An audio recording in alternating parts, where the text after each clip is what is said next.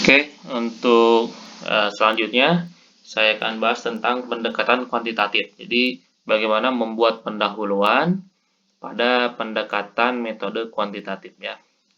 Dalam penelitian kuantitatif ya, dijelaskan dengan cara mengidentifikasi ya. Tadi nanti saya akan jelaskan bagaimana cara mengidentifikasi masalah. Jadi, tidak mungkin di dalam suatu penelitian kita membahas semua variabel-variabel penelitian ya. Jadi suatu masalah, misalkan ada masalah, idealnya adalah untuk kuantitatif, masalah tersebut kita kaitkan kepada variabel-variabel yang bisa memunculkan masalah itu. Jadi ada masalah, kemudian apa sih variabel-variabel yang kira-kira diasumsikan oleh kita variabel ini dapat berpengaruh terhadap masalah ini ya. Karena kita tidak mungkin membahas semua, maka kita harus mengidentifikasi mana kira-kira yang paling menarik ya. Maka kita sebutkan variabel-variabelnya yang kira-kira kita tertarik untuk dibahasnya. Maka sebutkanlah variabelnya, jelaskanlah variabelnya. Maka kalau di kuantitatif, teorinya harus dijelaskan di latar belakang masalah. Ya, jelaskan, dieksplor nih variabelnya. Kalau di kualitatif, kita mengeksplor masalah, kasus, fenomena, mengeksplornya ya. Di sini dieksplor, di sini dieksplor, kasus keeksplor gitu ya. Tapi kalau di dalam kuantitatif, kita mengeksplor nih variabel. Ya, variabel identifikasi. Nah, kemudian kita sampaikan data-datanya. Ya, data-data masalah ya tetap sama ya. Ya, masalah data penelitian kalau kemarin di contohnya sebelumnya di COVID-19 saya menjelaskan masalahnya apa. Maka ada peningkatan jumlah pasien positif. Nah, itu kan masalah. Kita pakai kurva, pakai diagram, pakai tabel boleh, silahkan. Itu kan masalah kan. Kemudian variabel apa yang kira-kira dapat dipengaruhi? Maka saya sampaikan social distancing. Ini variabel distancing ini berpengaruh nggak sih? Ya, saya akan melihat dinamika penerapan kebijakan social distancing terhadap penyebaran COVID-19 misalkan kalau kita bahas yang kemarin contoh ya. Maka kita akan bahasnya ini variabel social distancing-nya kita bahas. Apa social distancing? Kalau misalkan ke perbankan syariah misalkan kita ingin meneliti tentang kenapa sih net performance loan-nya tinggi.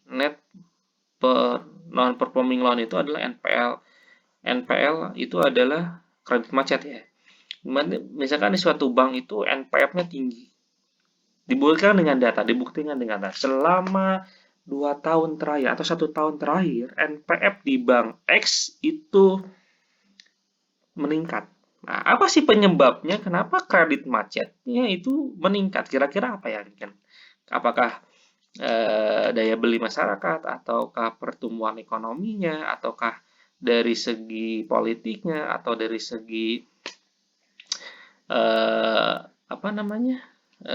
inflasi misalkan, ya, ataukah dari segi inovasi, ya itu kan kita boleh apa aja variabelnya. Misalkan kita ingin inflasi. Kenapa kita memilih inflasi sebagai variabel yang bisa mempengaruhi terhadap kredit macet misalkannya? Gitu ya. Kita sampaikan di latar belakang itu. Makanya ada perbedaan antara latar belakang masalah kuantitatif dengan kualitatif. Jadi kalau kualitatif mengeksplor fenomena, mengeksplor kasus ya.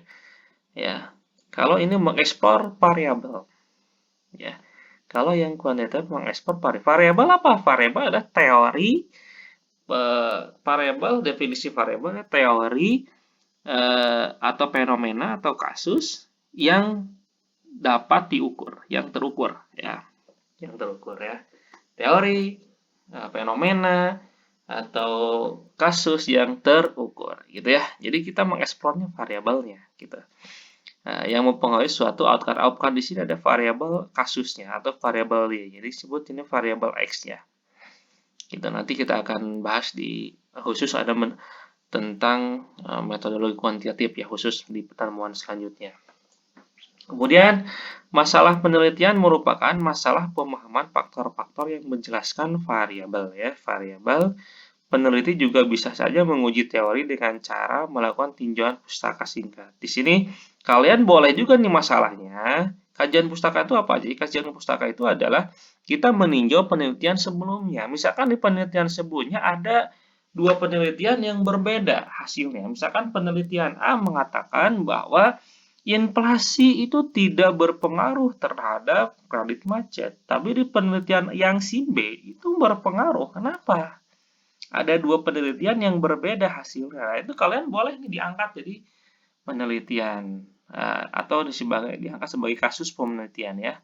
Sehingga mana sih yang kuat? Apakah inflasi itu berpengaruh atau tidak terhadap kredit macet? Sehingga nanti kan hasilnya yang diinginkannya ada sebagai informasi bahwa hati-hati kalau inflasinya tinggi, misalkan inflasi tinggi, ini hasil penelitian yang diharapkan ya, bahwa ketika inflasi tinggi, maka ini harus menjadi notifikasi lah lamun ini atau gejala akan adanya kredit macet gitulah. Gejala ekonomi. Jadi kalau inflasi tinggi ya, inflasinya tinggi, misalnya inflasinya tinggi ya, inflasinya naik. Ya, inflasi siapa sih yang mengeluarkan data inflasi? Ya BPS ya. BPS, Badan Pusat Statistik ya. Di ini kan banyak sekali ini analisisnya. Kalau inflasinya naik, maka ini perbankan ini harus hati-hati karena ini gejala akan adanya kredit macet. Gitu kan. Jadi kalau inflasi tinggi, ini apa sih kebijakan perbankan agar dapat meminimalisir adanya kredit macet? Apa sih kebijakan-kebijakan? Misalkan ada, nah ini bisa ada penelitian selanjutnya. Misalkan dibuatlah restrukturisasi pembiayaan atau rescheduling pembiayaan gitu ya. Sehingga diidentifikasi mana kan sudah diketahui ya di dalam history kalau dia telat 1 kali apa, telat 3 kali warning gitu ya. Apa. Jadi dia bisa saja si bank itu membuat mengklasifikasi mana nasabah-nasabah yang dapat yang terdampak dari inflasi ya, sehingga nanti sedini mungkin bisa adanya restrukturisasi sebelum adanya kredit macet ya. Itu jadi itu kebijakan-kebijakan yang bermanfaat ya. Informasi-informasi seperti ini bermanfaat untuk kebijakan dari perbankan, apa yang harus dilakukan di perbankan. Jadi penelitian-penelitian ini sangat bermanfaat gitu ya. Kemudian metodologi pendekatan campuran ya. Campuran itu adalah metodologi yang menggabungkan antara penelitian kualitatif dan kuantitatif. Artinya bahwa apabila kualitatif itu tidak mampu menjelaskan masalah, maka harus dilakukan dengan cara kuantitatif terlebih dahulu atau kualitatif terlebih dahulu. Jadi ini pendekatan yang digabungkan ya. Bagaimana cara membuat pendahuluannya? Kita akan prioritaskan, misalkan kita akan melakukan kualitatif dulu, penelitian kualitatif, maka kita akan mengeksplor kasusnya, eksplor kasus, eksplor fenomena di dalam pendahuluannya ya.